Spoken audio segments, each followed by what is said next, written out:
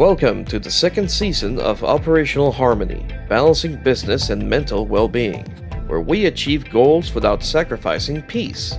Our host, Nikki, is the owner and founder of Nikki's Office, where she specializes in social media management, business audits, and business coaching. Her journey through mental health and entrepreneurship not only brings awareness, but also equips her with valuable coping skills. This unique experience offers a fresh perspective on approaching challenges and innovating in different ways. Let's introduce our guest. Hello, my name is Jeremy Howell with Impact Value. And I'm a business and lifestyle coach. okay, can you tell me more about that? Yeah, so I started business coaching. Oddly enough, I started with missionaries. Even though they're not businesses, they run like a business. So I went on a missions trip to Peru. And in that missions trip, the actual missionary came to me and said, "Hey, Holy Spirit told me I need to talk to you." I was like, "Okay, sure." But I already been there a few days, and it was hard to even talk to this guy because he was being pushed and pulled, and it was hard for me to get a few words in. He was so busy. But when he came in and sat down and he said, "Hey, Holy Spirit said you could help me," I don't like giving unsolicited advice. So, but once he said that, I was like, "Sure, I could help you with your ministry if that's what you're asking." He said, "Yeah, it's a mess." I said, "Well, yeah, you're not delegating." And he said, "What do you mean I'm not delegating? That's all I do all day long is delegate." "You're wrong. I am delegating." I was like, "No, you're deciding, not delegating. There's a difference.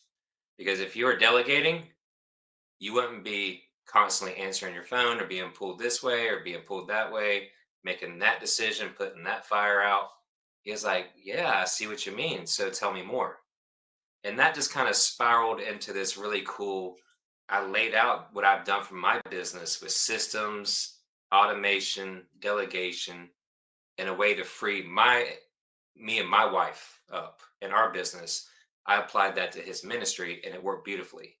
He actually just left my house this morning. When he comes back to the States, he stays with me because he tries to still learn and get coached as much as he can to help his ministry. But he's able to do all sorts of things now. He's got 5 ministries that he's in charge of. Back then, he had two, and it was so much, it was about to drive him nuts. It was hard on his family, his wife, and his members of his church. They were constantly, battling the disorganization. So that's kind of where I started with business coaching. Mm. And I even went as far as to Uganda to help a missionary over there. And she's actually somebody that I coach still to this day as well. So it's kind of cool. And you never know where something like this will lead you, as long as you have the knowledge and wisdom to apply stuff like that. I believe the doors will open up for you as long as you're willing to step through them. How do you get out there what you do? Is it just podcasts? Do you have social media? How do you put your name out there?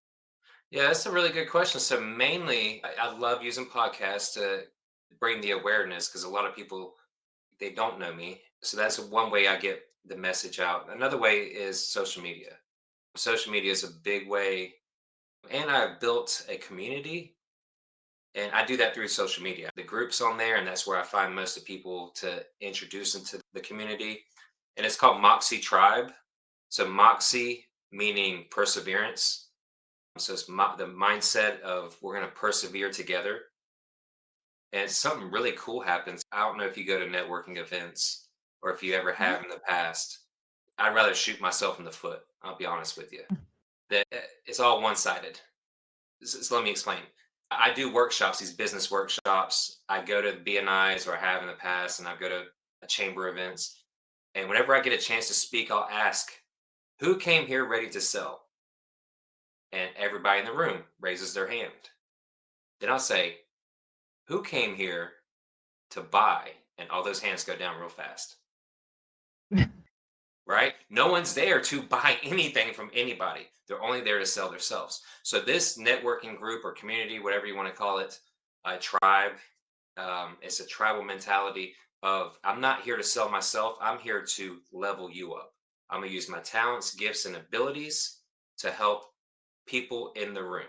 So what we do is we go around the room, we ask them what they're doing, what are some of their setbacks, and how can the tribe help? And it's a must that everybody in that room have a notepad. It's a Zoom, just kind of like this. We're in a Zoom room, and everybody must have a pad and a pen ready because when people speak, they're supposed to write it down. Even if they don't have something right then and there should be something even as small as hitting the share button on something on social media. If that's the least we can do, that actually amplifies what they're doing quite a bit. You get 20, 30 people in a room and they all press the share button with something that you're promoting. That just made whatever you're promoting hit so many different eyes that they normally wouldn't have hit unless they made that ask. So it's a little bit of a different shift, a paradigm shift, so to speak. Like I said, I can't stand networking groups. I love networking. I can't stand networking groups because they're only one-sided. They're geared towards their selfishness type thing. And another thing I'll add is we apply within this group, we apply the law of sowing and reaping, right? And I think this is part of today's society that we're getting things a little bit wrong, is that we want to reap a harvest that we didn't plant seeds for and that we didn't care for the crops.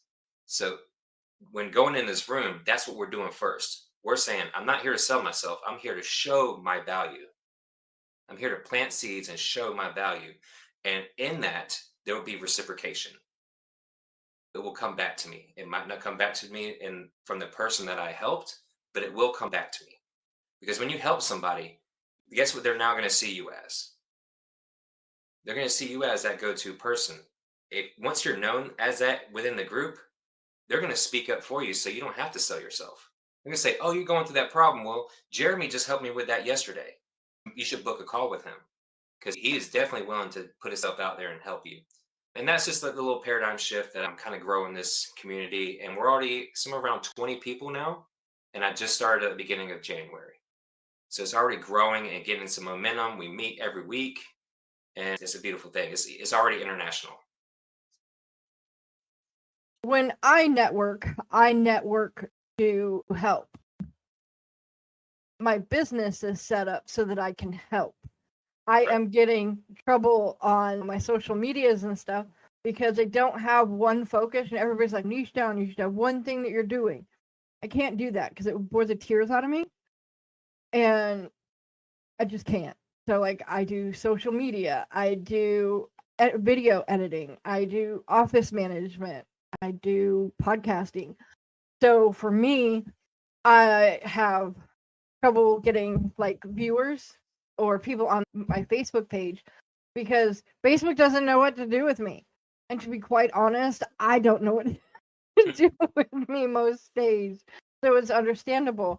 And I have noticed going to networking meetings, some people are all just like, yeah, I'm going to sell this thing. And I'm like, yeah, I don't need that.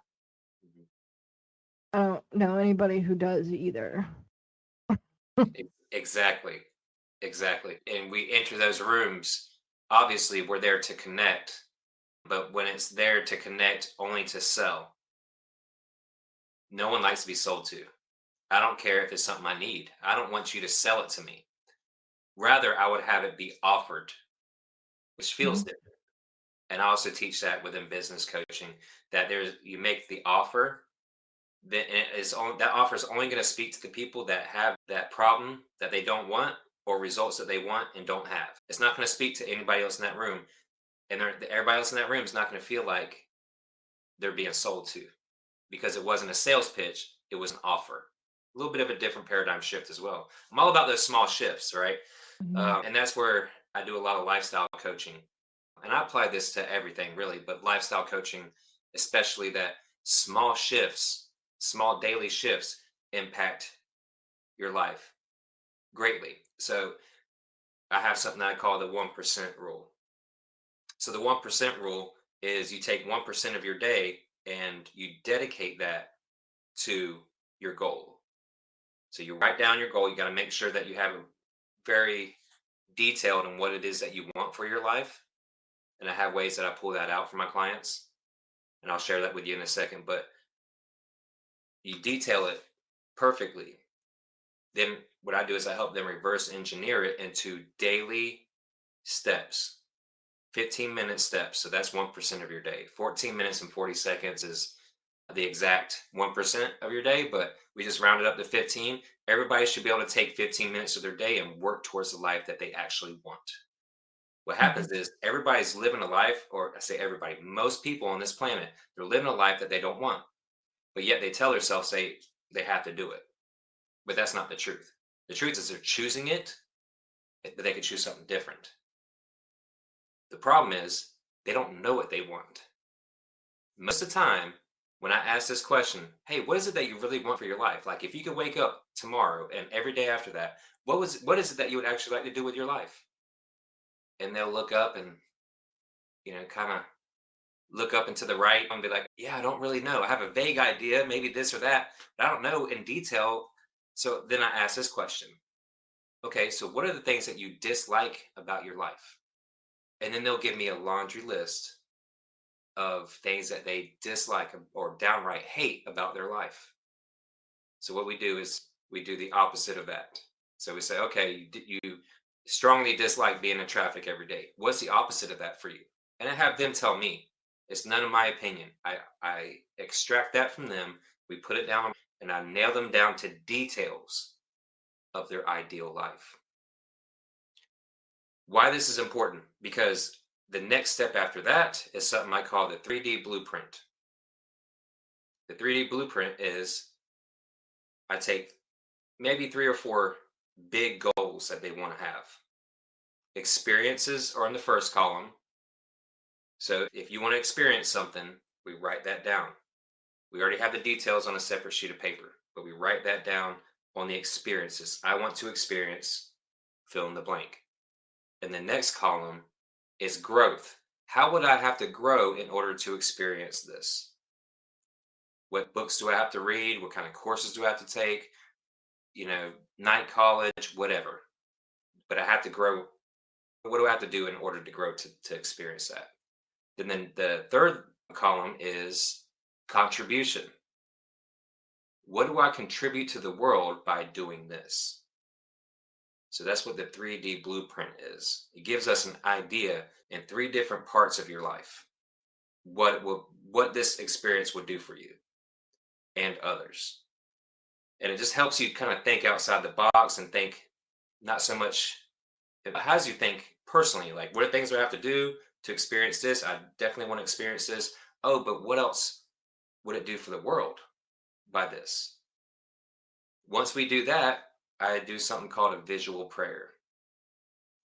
So a visual prayer is essentially a guided meditation, but I use the 5 senses. Mm. You're going to touch things, you're going to see things, you're going to hear things, you're going to taste things. You see what I mean? They're going to experience this in all 5 senses.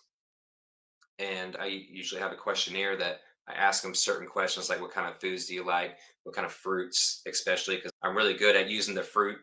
And when they bite into it, it gets all over their mouth or something. I just really get descriptive on walking them through this ideal life, or if they like to go to the beach, if that's one of their experiences that they want to have as a lifestyle. I'll say, okay, well, wiggle your toes into the sand. Can you feel the coolness of the sand in between your toes? So I'm really Mhm. descriptive. And what that does is it hits the subconscious because your subconscious does not know if it's real or not. If you're experiencing it up here, especially in detail, and you're using the 5 senses, and we also try to hit the emotion. Like if I'm not making you happy cry, if I'm not hitting you in the emotions to where you're crying happy tears, I didn't do my job. Because what I want to do is I want to make it so real that you're so grateful that you're getting to experience this experience right now. And what happens is that's like a manifestation a catalyst. It is going to get you there so much faster. And this, I'd use it in my daily life. I get to live the lifestyle that I want. I get to achieve the goals that seem so big and scary a couple months ago, but I'm actually experiencing it now for the second time. See, everything happens twice, once in the mind and then in reality. Something as small as getting up to use the bathroom. I'm seeing what I have to do to get up and go to the bathroom. So you kind of I don't want to use the word trick. You're impressing it on the subconscious mind, which is your programming.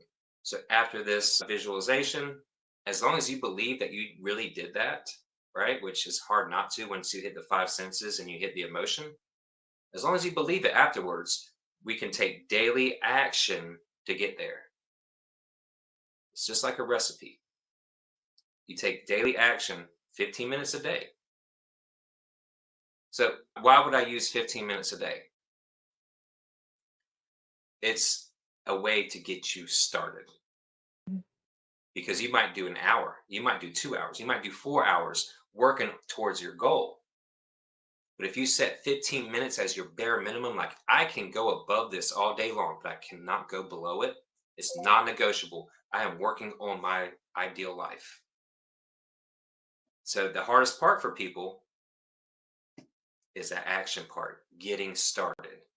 So this prompts you to daily not miss your 15 minutes. I don't care if it's 11:45 at night. You're going to put that 15 minutes in before that clock turns 12. Right? That's at least that's what you should, that attitude you should have. And then you go on to really build the life that it is that you want.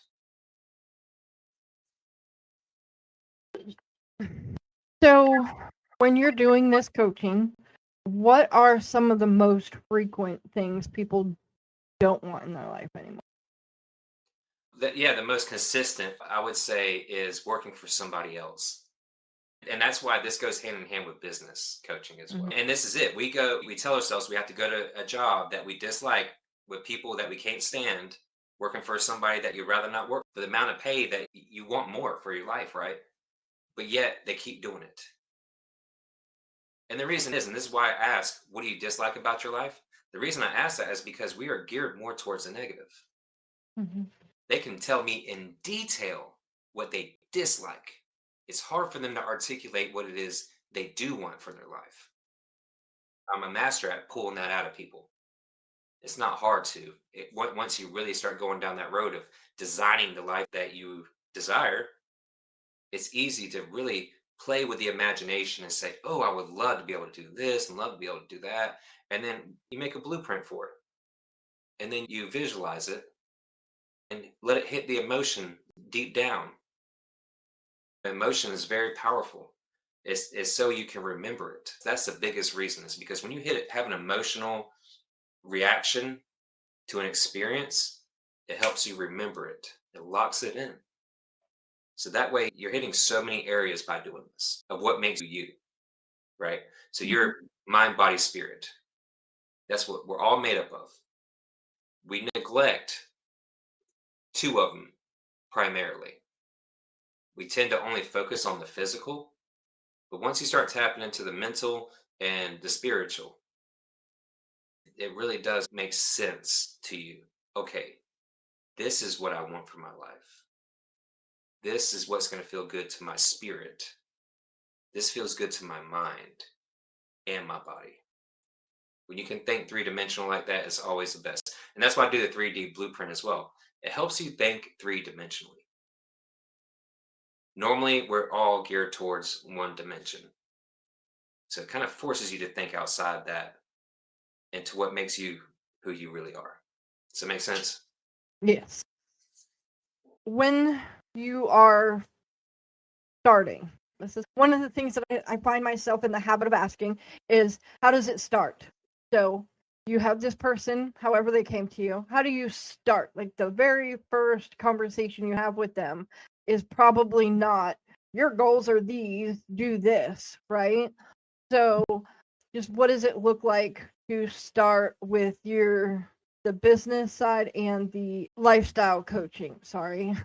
Yeah, so either way, I kind of start out the same way. It's a lot of asking questions, right? That's what mainly coaching is, asking the right questions, and you'll get the right answers. But I usually, when I very first start out, I go with my non negotiable. I have non negotiables. If you're going to work with me, you want me as your coach, there's going to be some things that you're going to have to do. And, housekeeping stuff. Make sure you're on time. If you're not, give me at least a 24-hour heads up if you're not going to be on the call. And then you have to reschedule within that week.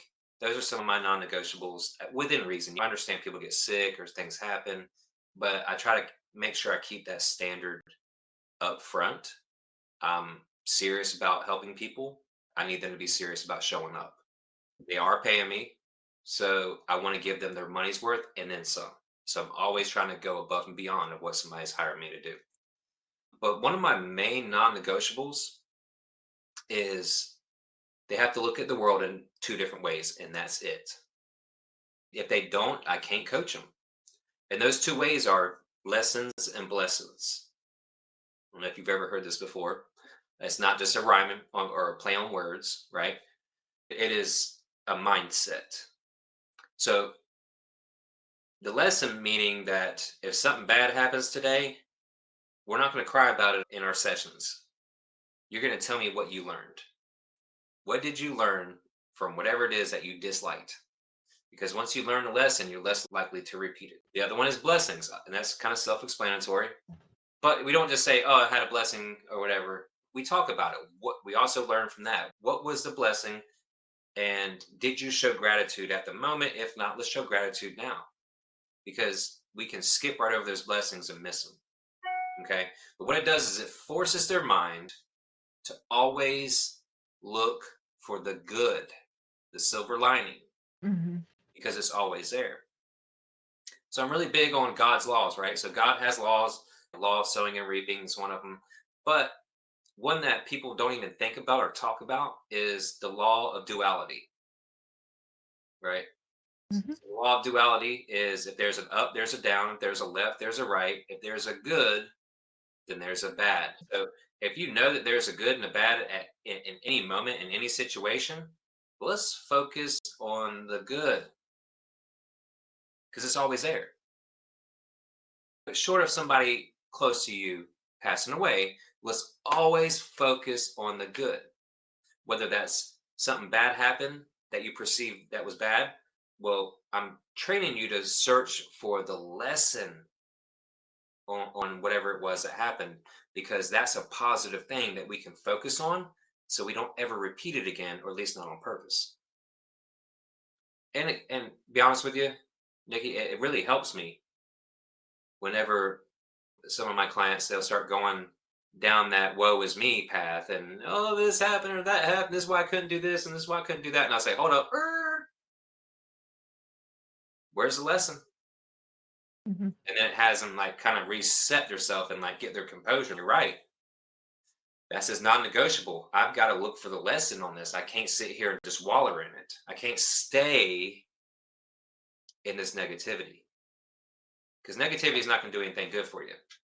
I mean, I've heard pessimists say, well, what's that saying? The optimist made the airplane and the pessimist made the parachute. Okay, I choose to look at it like this. Somebody had a hard lesson and they learned a lesson and they came up with a parachute. But thinking negatively all the time is not going to help you. If there's a left, there's a right. If there's a up, there's a down. If you have a negative thought, flip that for the positive. It's going to help your life. It's going to help your relationships. It's going to help your business. It'll definitely help your lifestyle. So always find the good. So that's a great question. You didn't realize that was a loaded question you asked. That's usually how I start off, because that sets the foundation for the next however many coaching calls I have with that person, is those non-negotiables. Okay. Do you have an example of like your favorite like gotcha moment from doing this? I've got so many. You say gotcha moment, like maybe a breakthrough that I've had Hmm. on some of these calls. Yeah, man, Yeah. that's why I do what I do. And by the way, I don't have to do coaching. It's not something I feel like I ever have to do. It's something I get to do. I have 5, 6 other businesses. This is the Mm. only one that requires me to actually be present and do. And I'll get into that later when it comes to systems and all that. We talked about that earlier. But the breakthroughs, I'll tell you, are time and time again when it's those light bulb moments, right? Where they're like, oh, yeah, I had never looked at it that way. And when they apply it to their life, they have a breakthrough. And that's exactly why I do what I do. Same, you could take a high school coach, football coach, or weightlifting coach, whatever. They have those same breakthrough moments when they're working with somebody, and all of a sudden they're out there tackling, looking like they're ready to go hit the college level football. But 6 months ago, they didn't even know how to tackle. You see what I mean? Like those compounding moments turn into something big. So sometimes it's not like all of a sudden, wham, they had a breakthrough. It's those little bit over time, and then you look back, you say, you remember where you used to be? Do you remember how Hmm. anxious you were, how chaotic your life was? Now look at what's going on. We got all these success stories every week. We're hearing new stuff that you're doing. The biggest one though, I had, and this was a free one. I did a free challenge for somebody, 30-day challenge. And they had some medical stuff going on. And I'm not a doctor, I'm not a therapist or anything like that. But the big breakthrough that they had is terminal. Whatever they had, I'm not going to go ahead and speak it because I don't know if they're going to see this and I don't want to tell their business, but it was terminal. Hmm. And they said, Jeremy, I want to let you know at the end of the 30-day challenge, I still have the issue, but my mind is completely flipped. I don't have bad days anymore. And that may not sound like a lot to somebody, but this was a man that had a lot of bad days. And this was actually one of my non negotiables for my household that I shared with him that helped him flip that, because I was hearing him say, yeah, yesterday was a bad day, or I had 3 bad days in a row. And it was always these bad days. So I asked him, I said, what? Can I tell you something that I need you to just to stick with it? And he said, yeah, I'm willing to try anything. I said, you're allowed to have a bad moment, but you're never allowed to have a bad day because that's a choice. And he said, wow, I've never heard that before. I'm just really used to just letting that flow out of my mouth, that I'm just having these bad days, but I'm going to try that. So I would work with him. And throughout the week, I was sending him text messages. Remember, you can have a bad moment, never a bad day. So at the end of the challenge, I asked him, I said, what was some of the biggest breakthroughs? What was some of the biggest things within 30 days that you have noticed? He said, man, I tell you that you telling me I was not allowed to have a bad day, I have not had a bad day since you told me that. I've had bad moments and I let them pass. And it's changed my life. My relationships are better. My mental state is a lot better. I'm happier. And I now can travel and do these things that I've always wanted to do. And you know what? That to me was probably one of the biggest breakthroughs. And I've seen people completely transform. But just knowing that this man was tormented by his body, by a sickness in his body, but he's not anymore, just at moments, and he lets it pass. And then he continues with his day. That's a big breakthrough.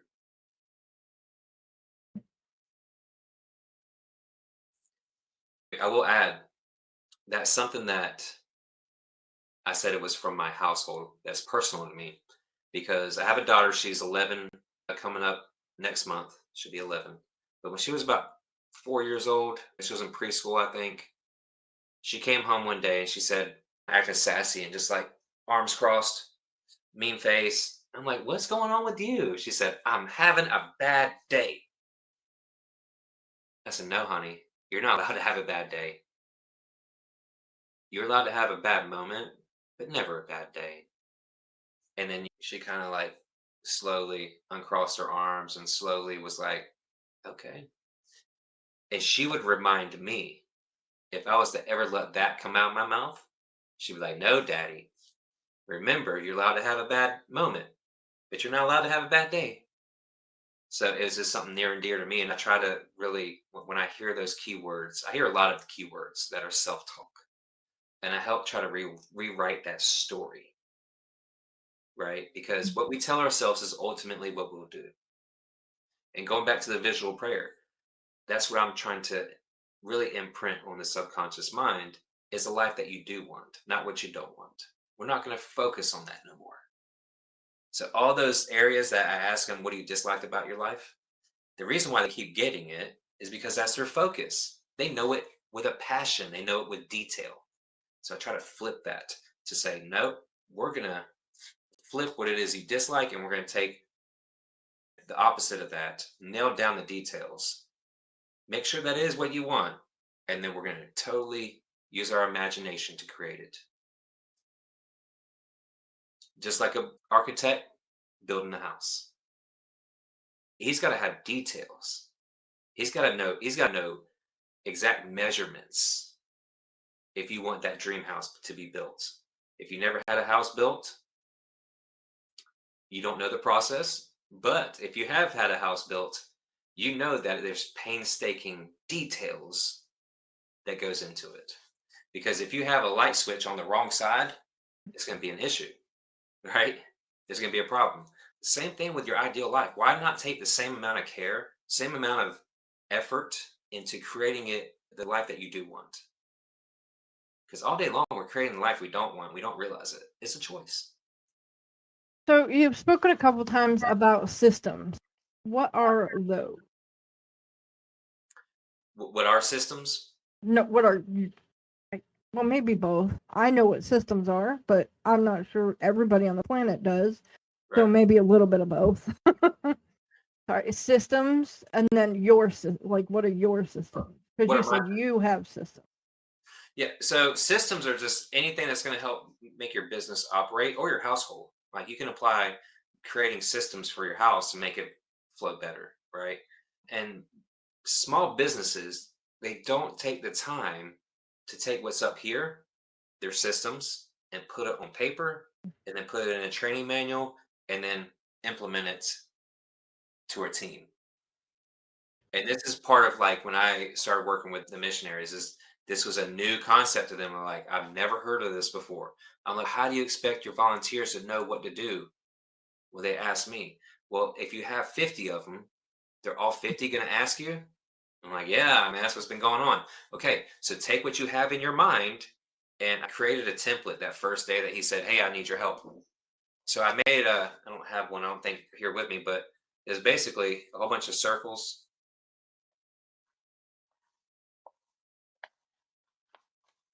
I don't know if you can see that. Okay. So each one of those circles would be, those would be the position. And everything underneath that circle, you're going to write out in detail what that position does. And notice I was about to say person, but we don't do it all based on people.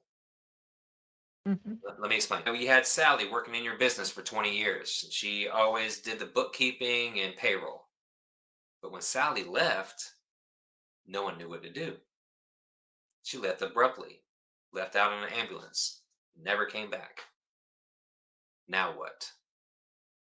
Right? So you don't base it off of the person. Mm-hmm. If you base it off the person, that person is not guaranteed to be there tomorrow. So you base it off position. So that position is whatever, office administrator. And under office administrator, you put in detail, right? I'm all about details, which is funny because that's not my personality, but I have to nail down details for these certain things or they Mm-hmm. won't work. But the cool part is when it comes to systems, whoever's listening out there, you only have to do this once. You only have to create the system once. So that upfront work is going to be worth it. And that's what business owners don't do. They put it off because they say it's going to be too hard. It's going to be too grueling. It's going to take too much of my time. But think about all the time you'll save once you create the system, right? Because systems create freedom. It did it for me. Once I Mm-hmm. created systems, I was able to back out of the business with a few other things, which I'll go ahead and cover real quick. So there's something, I wrote a book with Brian Tracy, and you Mm-hmm. can see that right here above my head, that book. It's called Winning Strategies for Success. Okay. But Brian Tracy talks about the 4 Ds. Okay. The 4 Ds is what set my business up for success to where I didn't have to work it every day. So those 4 Ds, the first one is develop. Okay. The next one is delegate. The third D is duplicate. And the fourth D is disappear. Now, it's easy to say, oh yeah, apply the 4 Ds and you'll be able to leave your business in capable hands. No. So you got to understand each D. So the first D is developed. Like you want to develop yourself first. Because if you don't develop yourself first, you don't know how to develop somebody underneath you. So first you develop yourself. Then you develop a leader, right? Make sure it's the right leader. And there's ways I've got tools for that. It's called DISC assessments. You find that great leader, then you delegate them properly. Remember, you don't want to decide all day for them. You want to delegate it properly. Then that next D is duplicate. So you duplicate that process over and over again until you have the right leadership and employees underneath that leadership to manage your business. Now, every business is different as far as what that looks like. You might not need a whole bunch of leaders running around, which I don't recommend that. What I do is I put one leader in place and I back out and I coach that leader. I just got off the Zoom call with the one that I get with for my businesses. Now, I know you just heard that, my businesses, because I put one leader in place. I go to Mhm. that leader, no one else goes to me. They come to me once a week on those Zoom calls. I don't get phone calls or emails unless it's an emergency. They save everything for that one call, and I develop that leader continuously. I'm continuously going over KPIs. I'm continuously going over new strategies to implement, and I'm going over leadership development, coaching them to coach their people. And this is, I think, that could be applied to any business, the 4 Ds. If you want to create something, but you don't want to be working in your business, this way you can work on your business. So when we first started out, me and my wife, it was an assisted living facility. Actually, we still have it. It's an assisted living facility, adult daycare, and a logistics company, and they all work together. So the logistics company is essentially Uber drivers for elderly and disabled folks. It went from 2 employees, which were me and my wife, to now we have 20 employees. And they all know what to do day in, day out, like clockwork. And I watch it from a distance. It grows without me. And that's usually if somebody comes to me and says they're interested in business coaching, I'll ask them this question. Okay, does your business run without you? And usually people say no, it doesn't run without me. But the ones that do say yes, it runs without me, I'll say, okay, well, does it grow without you? And if they say yes to that, and I'll say, you probably don't need me. If you got Mhm. a business that runs without you and grows without you, why do you need a business coach, right? You know what you're doing, which I've never heard anybody say yes on both. And it's possible because I do it. It grows without me. I still have to be mindful of it and create strategies and implement it to the team. But I'm not the one personally doing it. And I know that there's other businesses out there that do. They have businesses that run without them actually pushing the team to do it, and it grows without them as well. But that's where you want to get to create freedom within your business. And that's where I do lifestyle and business coaching, right? Like, yes, I can do just lifestyle. You don't have to be a business owner. I can help you create that lifestyle. We can do the blueprint and paint it beautifully. It's easier to do it with business owners because if they already have a business that runs and is lucrative, we can get it to run like a well-oiled machine and then have that person back out and live the ideal life that they want. So it just works a little bit easier if they're already a business owner. And doesn't mean that you have to be a business owner to create the perfect lifestyle necessarily. It's just easier. it's easier to do that. So yeah, systems are, in my opinion, the most crucial part of creating freedom for your business. Between that and leadership development, if you don't have the right leaders, I don't care what kind of systems you have in place, no one's going to go by the systems if the leader is not making it clear and concise on what it is that their team's supposed to do. So that leader is very important. But getting the systems in place is probably one of the hardest things, but it's so worth it because once you do it, you can then find the right leader and back out. Have you ever had to fire a client? Yeah, it's not something I like to do, Yeah. but respectfully, I've had to tell people I will no longer be your coach. Yeah. And it's because some people like the idea of having a coach, but are not coachable. Hmm. It takes a mindset, like I mentioned before.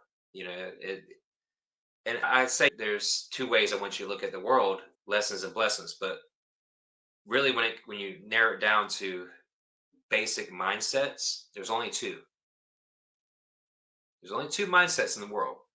There's a fixed mindset and a growth mindset. So the fixed mindset says you can't teach me anything new. I already know everything. Been there, done that. Got the T-shirt and the hat. I've heard it all. But the growth mindset says I want to learn every day. I'm hungry to learn. Show me more. I'm open to what you're saying. Those are, even if they don't move exactly when I tell them to move, it's a whole lot easier to coach somebody with that mindset. It's pretty much impossible to coach somebody with a fixed mindset. It's a choice for them to stay there. They can change that. I believe Hmm. I used to be fixed mindset years and years ago. I believe Hmm. I was in a fixed mindset where I was just like, hey, this is me. This is where I'm at. Put up with it or not, I don't care. It was a bad place for me to be. But if I could do it, other people can do it as well. I would say that's something that you can wake up from. But if you're stuck in that, I don't think you can be coached.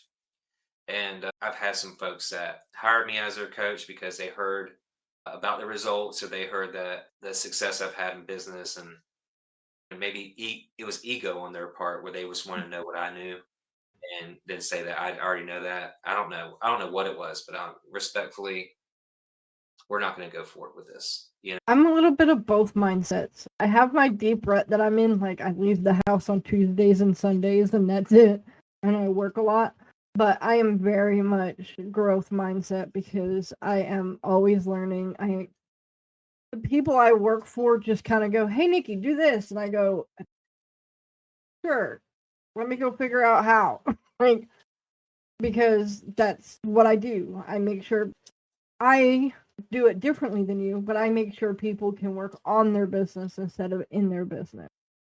Sure. So they come to me and they're like, "Hey, I just got news about this new automation software. I need you to do it." And I'm like, "Okay, let me learn how."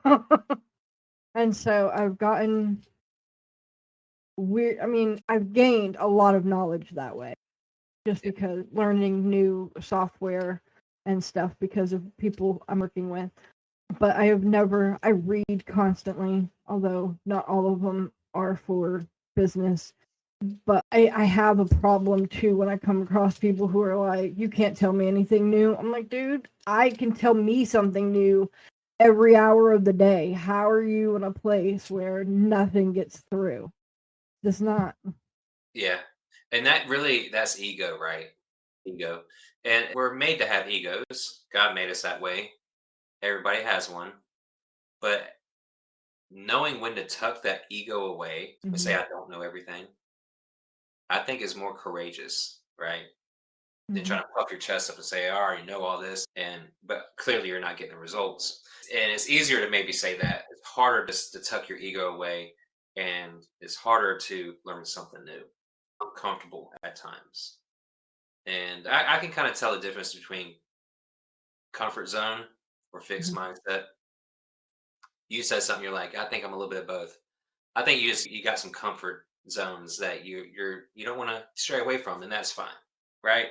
But stepping outside of that comfort zone from time to time is where you grow.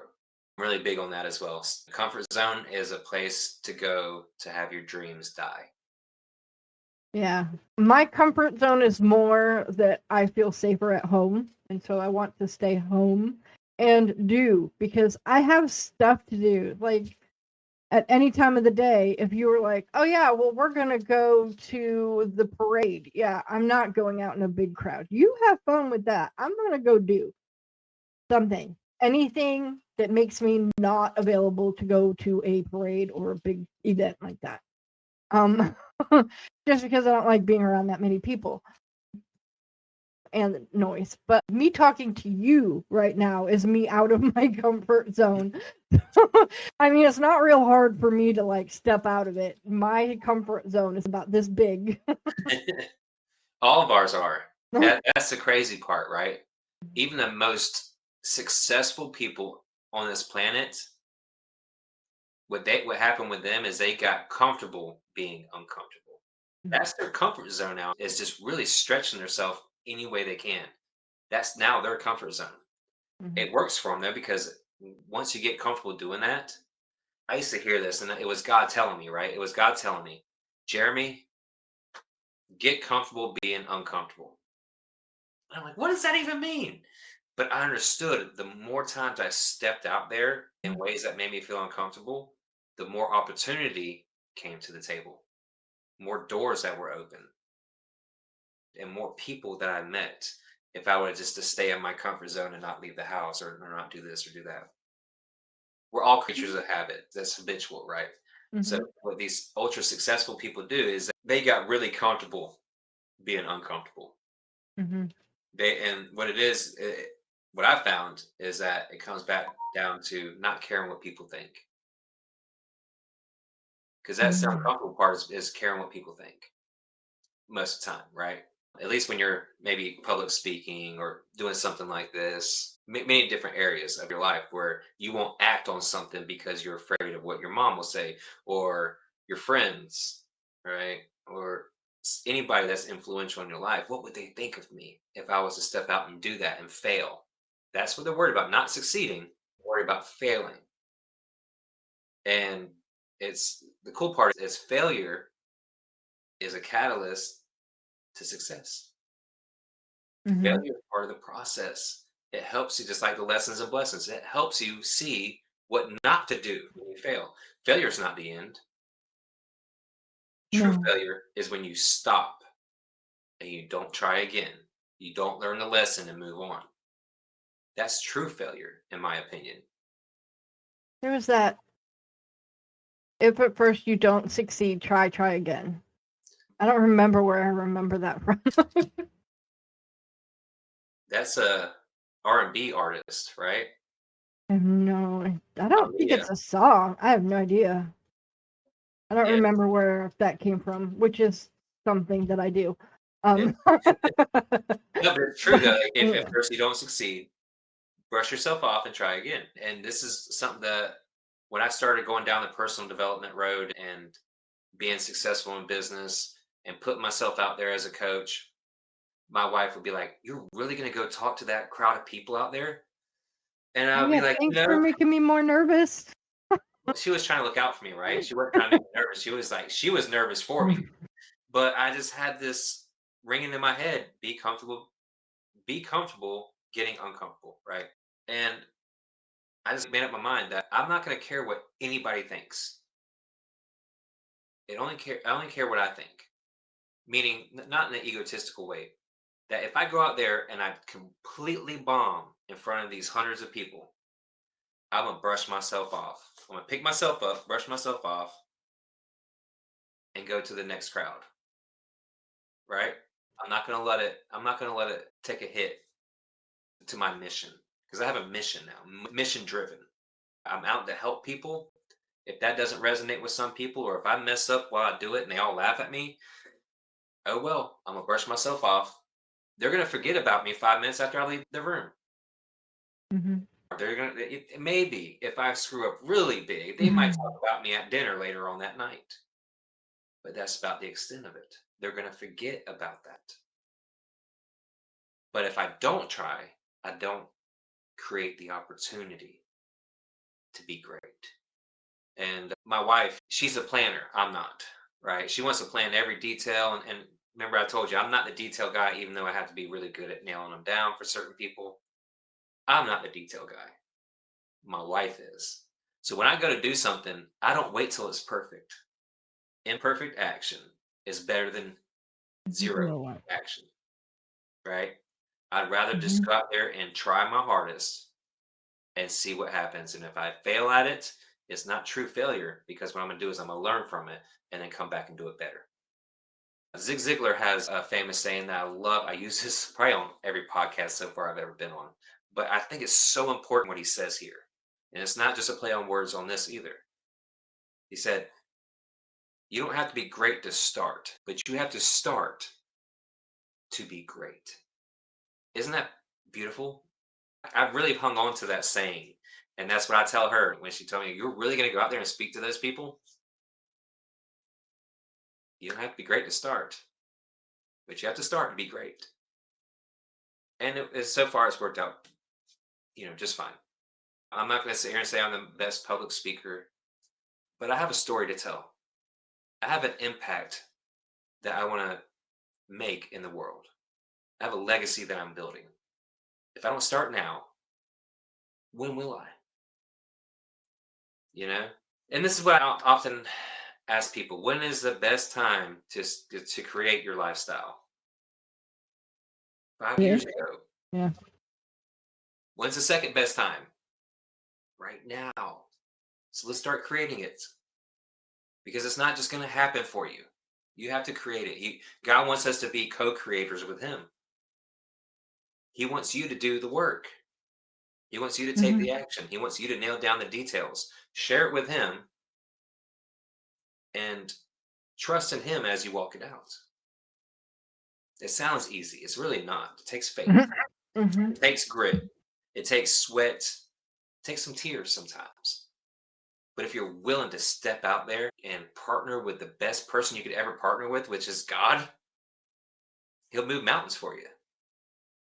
He'll put you in front of the right people. I wrote a book with Brian Tracy. That's a pinch me moment. That's, in my opinion, like, he don't have time for me. Well, come to find out he did. And that was important to me, to partner with somebody like him. It didn't necessarily have to be Brian Tracy, but he is somebody that's very influential in my life, my business, and now I've got a relationship with this guy, and he just pours out his wisdom further. You think you learn so much from these books, but when you meet him in person, he's just spilling out this knowledge and wisdom that you just write as many notes as you could take.